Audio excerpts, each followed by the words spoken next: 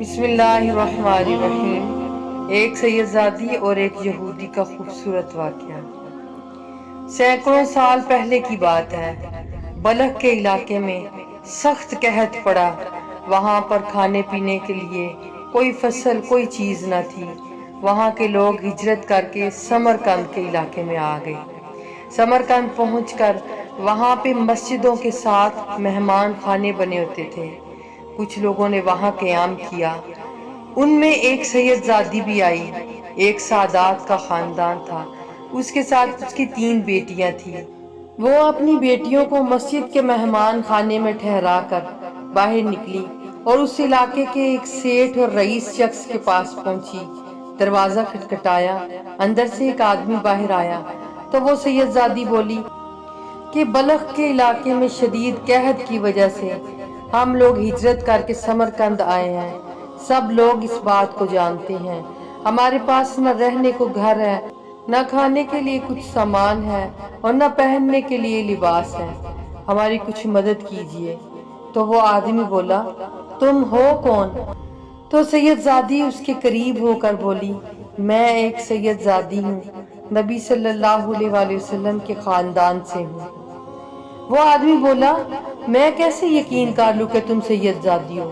تمہارے پاس کوئی دلیل ہے؟ سیدزادی نے اپنا پلو کھولا، اپنے آنسو صاف کیے اور بولی، نہیں، میرے پاس کوئی دلیل نہیں کہ جس سے میں ثابت کر سکوں کہ میں رسول اللہ صلی اللہ علیہ وآلہ وسلم کے خاندان سے ہوں۔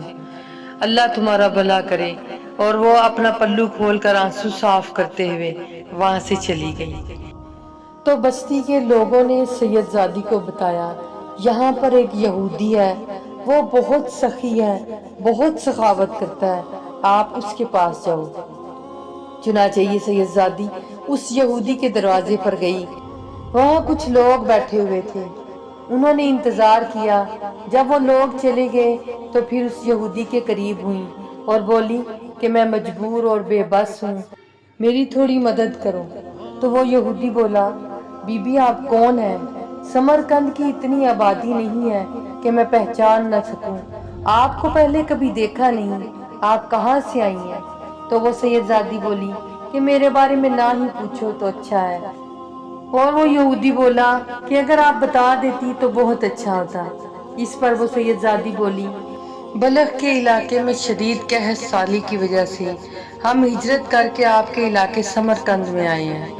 میں نے لوگوں سے آپ کے بارے میں سنا ہے کہ آپ لوگوں کی مدد کرتے ہیں۔ میں مسلمانوں کے نبی حضرت محمد صلی اللہ علیہ وآلہ وسلم کی اولاد سے ہوں، کیا آپ میری کچھ مدد کر سکتے ہیں؟ تو وہ یہودی ایک دم حیران پریشان ہو گیا کہ اللہ کے نبی کے خاندان کی بیٹی اس کے دروازے پہ آ پہنچی ہے۔ وہ ایک دم اٹھ کر کھڑا ہو گیا اور اپنی بیوی کو آواز دی اور بولا کہ گھر کا سب سے صاف ستھرا کمرہ پھر سے دھو کے صاف کر لو، مسلمانوں کے نبی حضرت محمد صلی اللہ علیہ وآلہ وسلم کی بیٹی آئی ہیں۔ اس نے وہ کمرہ خوب اچھے سے صاف کروایا، پھر بولا، کیا میں آپ کے لیے نئے برتن نہ لے آؤں جو بالکل پاک صاف ہوں؟ وہ گیا اور بازار سے ان کے لیے نئے برتن لے کر آیا اور اپنی بیوی سے کہا کہ بہترین کھانا پکاؤ، اور اس کی بیوی نے بہترین اور لذیذ کھانا تیار کیا۔ جب کھانا تیار ہو گیا تو وہ یہودی اس سیدزادی سے بولا کہ میں نے اپنے سب سے پاک اور طیب حلال کمائی میں سے آپ کے لیے یہ کھانا بنوایا ہے، آپ اس کو قبول فرما لیں اور اپنے نبی کے حضور میرے لیے دعا کیجیے گا کہ میری بھی ان کے در پہ کوئی قبولیت ہو جائے۔ اور وہ رئیس مسلمان جو سیدزادی سے مدد کرنے کے لیے اس کے سید ہونے کی دلیلیں مانگتا رہا، رات کو سو گیا۔ خواب میں کیا دیکھتا ہے کہ جنت سجی ہوئی ہے اور لوگ قطاروں میں کھڑے ہیں، حضور صلی اللہ علیہ وآلہ وسلم انہیں جنت میں بھیج رہے ہیں۔ یہ بھی دوڑ کر صف میں کھڑا ہو گیا تو فرشتے نے اس کا بازو پکڑ کر اسے کہا کہ پیچھے ہو جا تو وہ بھاگا وہ حضور صلی اللہ علیہ وسلم کے پاس آیا، کہنے لگا، یا رسول اللہ مجھے جنت میں نہیں جانے دے رہے۔ تو اللہ کے نبی نے فرمایا کہ تم کون ہو؟ تو کہنے لگا، میں مسلمان ہوں۔ تو رسول اللہ صلی اللہ علیہ وآلہ وسلم نے فرمایا، تمہارے پاس کوئی دلیل ہے کہ تم مسلمان ہو؟